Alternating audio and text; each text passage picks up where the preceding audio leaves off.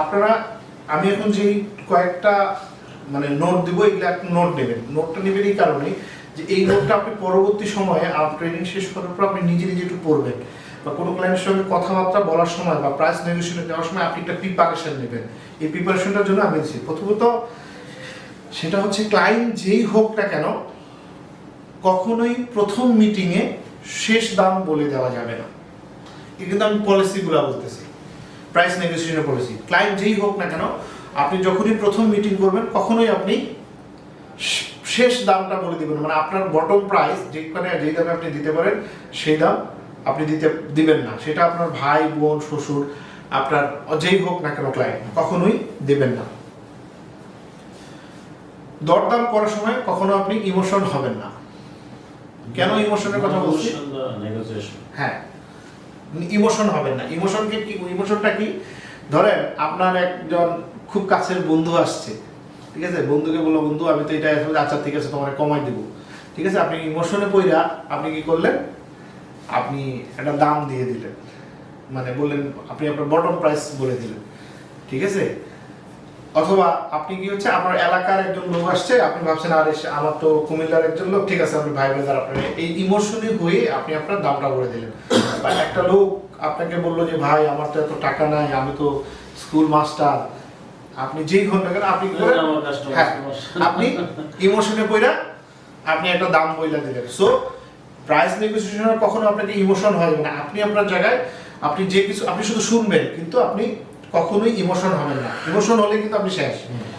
আচ্ছা, সবসময় এমন ভাব করবেন, সব মানে আপনি যখন নেগোসিয়েশন করবেন তখন এমন একটা ভাব করবেন যে বিক্রয় করা আপনার দরকার নেই, মানে আপনি যে বেচতে হবে এইটা আপনার দরকার না, যে ক্রেতা তার দরকার। মানে আপনার ভাবটা হবে যে আপনি মানে বিক্রি হলে হোক না হলে না হোক, এটা বলা না, এটা হচ্ছে অ্যাটিটিউড দিয়ে বুঝে দেওয়া যে আমার বেচা হয় আর না হোক কোনো সমস্যা নেই, ঠিক আছে। আরেকটা জিনিস বোঝানো, সেটা হচ্ছে ক্লায়েন্টকে সবসময় বোঝানো যে আপনি যদি এই প্রোডাক্টটা না কিনেন তাহলে আপনার ক্ষতি হবে। আপনি যখন কথা বলতেছেন, আপনি যখন প্রাইস নিয়ে কথা বলতেছেন তখন আপনি বোঝান যে আপনি যদি না নেন, ঠিক আছে, যে আপনি এটা আপনার না নিলে আপনার কিন্তু ক্ষতি, মানে আপনি লস করতেছেন, মানে আপনি যদি এই প্রাইসে না নেন তাহলে আপনার লস। এবং একজন মানে নেগোশিয়েটরকে বোঝাতে হবে আপনার প্রোডাক্টের অনেক ভ্যালু, অনেক মূল্য, বাজারে খুব চাহিদা, এই চাহিদাটা বুঝতে মানে আমরা অনেক সময় এই কথা কিন্তু অ্যাপ্লিকেশন করি যে স্যার এই প্রোডাক্ট তো থাকবে না স্যার, তাড়াতাড়ি নেন ব্যবস্থা বলি না, এটাকে আরেকটু বুঝায় বলা, এটার জন্য একটা প্রিপারেশন তৈরি করা যে আমার প্রোডাক্টের অনেক মূল্য, আপনি যদি না নেন তাহলে কিন্তু মনে করেন যে আমার প্রোডাক্ট সেল হবে, মানে আপনার প্রোডাক্টের ডিমান্ডটা তার কাছে তুলে ধরা, ডিমান্ডটা তৈরি করা হচ্ছে। ফাইনালি গিয়ে আপনারা যখন একটা দাম ফিক্সড করবেন, ঠিক আছে, ধরেন আপনি একটা দাম চলে আসছেন, সে আপনি হয়তো 14 লাখ টাকা বা 15 লাখ টাকায় প্রোডাক্টের দামটা দিয়ে দিবেন, সে কিন্তু বলে হয়েছে 14 লাখ। হ্যাঁ, মানে আপনি দেখা যায় এরকম আমাদের ক্ষেত্রে হয়, হ্যাঁ, যে আপনার আমি যে দাম চাচ্ছি ফট করে প্রোডাক্ট বলে দিচ্ছে, আমরা কি করে এই সময় যায় একটু ইমোশন হয়ে যায়, গ্যামজাম করে আমাদের সেই খুশি হয়ে আমরা ফট করে রাজি হয়ে যাই। যদি আপনি রাজি হন এই ক্ষেত্রে আমরা প্রায় সেলটা 50-50 জায়গায় চলে যাবে, 50-50 90 কোনো সময় 90% সম্ভাবনা এই সেলটা আপনার হবে না যদি আপনি একবারে রাজি হয়ে যান। কাস্টমার বেশি করে, ঠিক আছে, কাস্টমার কি ভাববে যে ও বেশি তার মানে আপনাকে এই ক্ষেত্রে যেটা অবলম্বন করতে হবে, তখন আপনাকে একটা গল্প বলতে হবে, তাকে একটা গল্প ক্রিয়েট করতে হবে। না অমুকে তো আমাকে এই দাম বলছে, আচ্ছা ঠিক আছে আমি আপনার বিষয়টা স্পেশালি দেখছি, আমি ওই স্যারের সঙ্গে কথা বলি, ওই স্যারের সঙ্গে কথা বলি, ভাই এই দামে তো দেওয়া যাবে না। অর্থাৎ আপনাকে যখন প্রাইস, আপনার বটম প্রাইসও যদি সে খুব সহজেই বলে ফেলে তাহলে আপনি কখনোই সঙ্গে সঙ্গে রাজি হবেন না। আপনি একটা গল্প তৈরি করবেন, ওইখানে আপনি একটু টাইম এক্সপেন্ড করবেন এবং ওই জায়গায় বোঝাবেন যে না এই দামে দেওয়া যাবে না। ওই যে আমি প্রথমে একটা ইয়াতে বলছি যে কাস্টমারকে বোঝাতে হবে যে এটা আপনি সহজে পাচ্ছেন না, আমার আপনার দিতে যখন কষ্ট হচ্ছে এই জিনিসটা তাকে বোঝানো।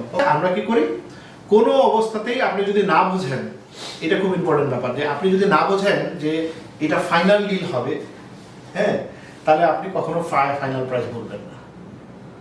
আমি একটু বুঝিয়ে দিই, সেটা হচ্ছে আপনার কাছে একটা ক্লায়েন্ট আসছে, আপনার অফিসে আসছে, হ্যাঁ, কিন্তু আপনি যদি না বুঝেন যে সে আজকে বুকিং দেবে না, তাহলে আপনি তার সঙ্গে প্রাইস কখনো ফাইনাল করবেন না। কোনোদিন ওই একজন সেলসম্যানের ক্রিয়েটিভিটি ওই জায়গায় যে একটা ক্লায়েন্ট যখন ফাইনাল প্রাইস করবে আমার সঙ্গে তখনই আমি ফাইনাল প্রাইসটা বলবো এবং ওই সময় আমি তার কাছে বুকিংটা কনফার্ম করব এনি হাউ। এখন আপনি যদি বোঝেন যে আপনার ক্লায়েন্ট প্রিপারেশন নিয়ে আসে নাই, তাহলে আপনি কখনোই ফাইনাল করবেন না তার সঙ্গে। ফাইনাল প্রাইস অর্থাৎ ফাইনাল কিছু ডান করবেন না। ডান করবেন তখন যখন আপনি একদম বুঝবেন যে ও নিয়ে নিবে এখানে, তখন আপনি 10 টাকা কমাই দেন বাড়াই দেন তখন এখানে করেন। বাট যখন পর্যন্ত এই জন্য আমরা কি করি, কিছু কোশ্চিন ক্লায়েন্টে করতে হবে যে স্যার আপনি কি যদি আপনার প্রাইসে বনে আজকে কি আপনি বুকিং দেবেন কিনা, চেক আনছেন কিনা। এই যে আমরা অনেক সময় কি করি, একটা ক্লায়েন্টে বলতে ভয় পাই যে আপনি স্যার প্রিপারেশন আছে কিনা। অনেকেই দেখছি আমি নিজেও এরকম হয় যে আমরা একটা ক্লায়েন্টে বলতে ভয় পাই যে স্যার একটা চেক নিয়ে আসে না।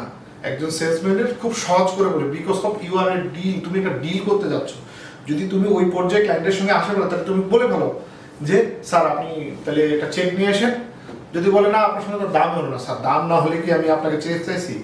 স্যার অনেক সময় আমরা একসঙ্গে বসে অনেক কিছু হয়ে যায়, সো আপনি একটা প্রিপারেশন নিয়ে আসেন। ক্লিয়ার? তার মানে ফাইনালাইজ না হওয়া পর্যন্ত আপনি কখনো আপনি ফাইনাল হবেন না, ওনার দিক থেকে ফাইনাল হবে। উনি বলবেন ভাই ঠিক আছে ফাইনাল কিছু বলেন, আজকে আসছি একটা অফিসে করে ফেলাম। কিন্তু না, আপনি যদি বুঝেন যে না আজকে বুকিং দেবে না, তাহলে আপনি করবেন না। আপনি আপনার জায়গায় থাকবেন, ঠিক আছে স্যার প্রাইস তো পছন্দ হয়েছে, আচ্ছা আমরা দেখবো স্যার, বিষয়টা আপনি বলতে পারেন। এরপর চেষ্টা করবেন যে জায়গাটায় আপনি দামাদামি করছেন, যে জায়গায় প্রাইস নেগোসিয়েশন করছেন, সেই জায়গাটা যদি আপনার হয় তাহলে আপনার জন্য সাপোর্টিং। আপনার হওয়া বলতে এখানে বুঝেছি যে চেষ্টা করবেন একটা ক্লায়েন্টকে অফিসে নিয়ে আসা, সাইড অফিসে, অথবা আপনার কোনো পরিচিত প্লেস যেখানে বসে আপনি ডিল করতে পারেন। এটা সব সময় চেষ্টা করবেন, ঠিক আছে, যে আপনি আপনার পরিচিত একটা জায়গায় আপনি আপনার এই যে ডিলটা আছে এই ডিলটা করবেন। হতে পারে আপনার অফিস, এটা আপনাকে প্রচেষ্টা করতে হবে, চেষ্টা করতে হবে সবসময় কোন জায়গায়। অনেক সময় আমরা কি করি, আরেকটা জিনিস, এইগুলো কিন্তু আপনার পয়েন্টগুলো কিন্তু লিখে রাখতে পারেন, মনে কিন্তু থাকবে না, বুঝছেন? ঠিক আছে, মনের আর আমার কথা হচ্ছে কি, কিছু জিনিস মোটিভেশন বারবার এই জন্য শুনতে হয়, কারণ মোটিভেট মানুষ যা শোনে যা পড়ে ওইটা মানুষ মোটামুটি মানে 6-7 ঘন্টা পরে ভুলে যায়। সো আপনি যদি লিখে রাখেন তাহলে আপনি নিজে নিজে রিভাইজ করতে পারবেন। আপনি যখন একটা ক্লায়েন্টের সঙ্গে যাবেন তার আগে এগুলো বের করে একবার স্টার্ট, এই জিনিসগুলো কিন্তু আপনি জানেন। প্রথম কথা হচ্ছে এই জিনিসগুলো কিন্তু আপনি জানেন, কিন্তু কেন রিভাইজ করবেন, তাহলে আপনি আপনাকে রিস্টার্ট করতে পারবেন, রিকল করতে পারবেন। এই জন্য আপনি লিখে রাখেন, ঠিক আছে। প্রয়োজনে এখান থেকে আরো কিছু অ্যাড হয় কিনা সেটা আমার সঙ্গে স্পেশালি বসে আপনারা লিখে রাখেন। ওকে, আরেকটা জিনিস মনে রাখবেন, যখন আপনি কোনো ডিল করছেন, ডিল করছেন, আপনারা চিন্তা করবেন ক্লায়েন্টের ইমোশন জায়গাটা খুঁজে বের করার চেষ্টা করবেন। দুর্বল জায়গাটা। এখন দুর্বল জায়গাটা কি দেখেন, ক্লায়েন্টের হয়তো দেখা যাচ্ছে যে কোনো ক্লায়েন্ট কোনো না কোনো দুর্বলতা থাকে। কিরকম দুর্বলতা থাকে? কোনো ক্লায়েন্টের হচ্ছে মোহাম্মদপুরের বাড়ি, তাহলে সে কেরানে এই যে মোহাম্মদপুর বসিলার আশেপাশে সে ইনভেস্ট করবে, এটা তার দুর্বলতা। কিন্তু সে এই এলাকাটা ইনভেস্ট করতে চায়। কোনো ক্লায়েন্টের টাকা একটু শর্ট আছে, ঠিক আছে, আপনার বাজেটের সঙ্গে ম্যাচ করে, কিন্তু টাকা একটু শর্ট আছে, আপনি তাকে এমনভাবে বোঝান যে আশেপাশে আপনি এটা ছাড়া আর কোনো প্রোডাক্ট পাবেন না, ঠিক আছে। এই যে দুর্বল জায়গাগুলো খুঁজে বের করতে হবে। এই জন্য কি করতে হবে, ক্লায়েন্টকে কথা বলতে দিতে হবে, উনি ওনার ইমোশনটা ঢালুন, আপনি রেডি থাকেন। আর এই জন্য নেগোসিয়েশনে বসে আপনি একটু কম কথা বলবেন, কথা বলতে দিবেন ক্লায়েন্ট কথা বলবেন। আর যদি কথা বলতে হয় তাহলে আপনি অন্য কথা বলেন, রাজনীতি নিয়ে কথা বলেন, মানে যেটা ক্লায়েন্টের ইন্টারেস্ট করে। আমরা হয়ে কথা বলতে বলতে অনেক কথা চলে যায় না। আপনারা কখনোই প্রাইজের বিষয় নিয়ে কথা বলবেন না, বলবেন কি অন্য বিষয়গুলো নিয়ে কথা বলবেন, আর প্রাইজের বিষয় বা প্রোডাক্টের বিষয়টা নিয়ে ক্লায়েন্টকে বলতে দেন, ঠিক আছে। আরেকটা জিনিস বলছি আমি, প্রাইস নেগোসিয়েশনের সময় প্রোডাক্ট ইনফরমেশন নিয়ে কথা বলবেন না। আমরা কিন্তু এটা ভুল করি, ঠিক আছে। ঠিক আছে,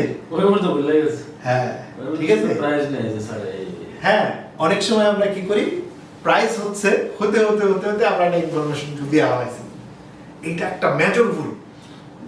কারণ আপনার প্রাইস হয়তো আসবে, দেখা যাচ্ছে আপনি এমন একটা ইনফরমেশন বলছেন, ওই ইনফরমেশন নিয়ে ঘাটাঘাটি করতে আপনার কিন্তু ডিল অন্যদিকে চলে যেতে পারে। সো প্রাইস নেগোসিয়েশনের সময় আপনার মাথায় রাখতে হবে যে কখনো আপনি ইনফরমেটিভ মূলক, প্রোডাক্টের ইনফরমেশন মূলক কোনো কথা বলবেন না, একদম না, এটা বাদ দিয়ে দিবেন। ক্লিয়ার? যত পারবেন একটা ক্লায়েন্ট ডিলের সময় সহজ সরল থাকবেন, ঠিক আছে। কোনো প্রকার ছলচাতুরি চালাকির অবলম্বন করবেন না, এগুলা কিন্তু খুব ইম্প্যাক্ট করে। চালাক লোককে সবাই ভয় পায়, কাস্টমার যদি ভুলে ফেলে যে লোকটা চালাক, কাস্টমার কিন্তু সবসময় বোকা লোককে চায়। বোকা লোককে পছন্দ করে।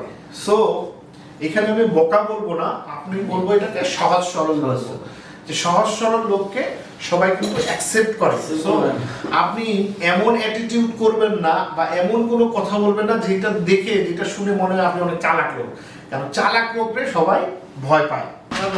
আমরা যখন প্রাইস নেগোসিয়েশনে বলবো অবশ্যই সেই টেবিলে খাবার ব্যবস্থা রাখবেন, ঠিক আছে? অবশ্যই খাবার ব্যবস্থা ফুডটা অবশ্যই রাখা উচিত, কারণ মানুষের মস্তিষ্কের উত্তেজনা দান করে, মানে প্রশান্তি দান করে হচ্ছে খাবার।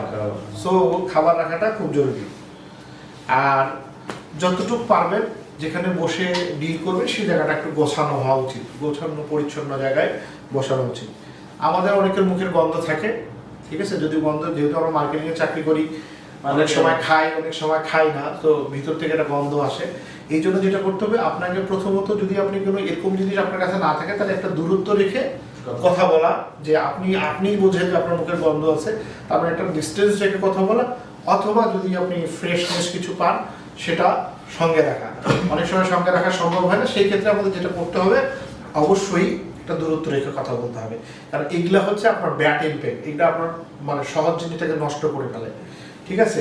তর্ক সংঘর্ষের সময় একটু একটা জিনিস মনে রাখবেন, আমরা অনেক সময় আমাদের কোনো সেলস করার জন্য দ্বিতীয় পার্সন প্রয়োজন হয়, যে ধরেন আপনি আপনার টিম লিডারের কাছে বসাবেন বা আপনি আপনার ম্যানেজমেন্টের সঙ্গে বসাবেন, সেখানে হয়তো একটা দর কষাকষি।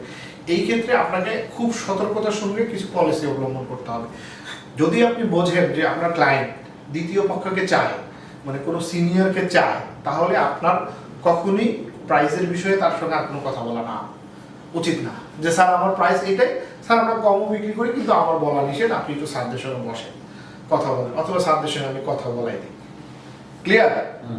আপনি তখন আর কোনো প্রাইস নিয়ে কথা বলবেন, এটা বুঝতে হবে যে ক্লায়েন্ট কারোর সঙ্গে ডিল করবে নাকি হচ্ছে সে অন্য কারোর সঙ্গে ডিল করবে। ক্লিয়ার? এই মোটামুটি কয়েকটা বিষয় আমার মনে হয় আপনারা অনেকে লিখছেন, মধ্যে কয়েকটি লিখে নেই, তবে আমার বলবো যে না হলেও পরবর্তী সময় এসে আমার সঙ্গে বসে এই জিনিসগুলো লিখে নেন, এবং যে কোনো ডিল করার ক্ষেত্রে আপনি এইগুলা একবার স্টাডি করেন। দেখেন আপনি কখন এক্সপার্ট হবেন, যখন আপনি এই যে ছোট ছোট জিনিসগুলা আপনি নোট করবেন, নোট করে রিভাইজ করবেন। আপনি তো অনেক কিছুই জানেন, আমি কিন্তু যে জিনিসগুলো বলছি এগুলো কিন্তু ম্যাক্সিমাম জিনিসই আমরা জানি, কিন্তু আমি কেন বারবার বলছি, কারণ আপনি যদি রিকল করেন তাহলে আপনার এগুলো কাজে লাগবে। আর আপনি যদি মনে করেন যে না আমি তো এই জানি, এটা আমি করবো কেন? বেশিরভাগ মানুষ, যে আমি একটা কিছুদিন আগে একটা ভিডিও করেছিলাম যে বেশিরভাগ মানুষ মোটিভেশন শোনে না কেন, কি কারণে শোনে না জানেন? কারণ হচ্ছে বেশিরভাগ যে মোটিভেশনে যে কথাগুলো বলা হয় না, এগুলো আমরা সবাই জানি, পড়লে পাস করবো, এটা না জানার কি আছে, ঠিক আছে? আপনি জিত করেন, আপনি জিতবেন, এটা না জানার কিছু নাই, তো সবাই জানে না, করে না। এই জন্যই বেশিরভাগ মানুষ মোটিভেশন শোনে না।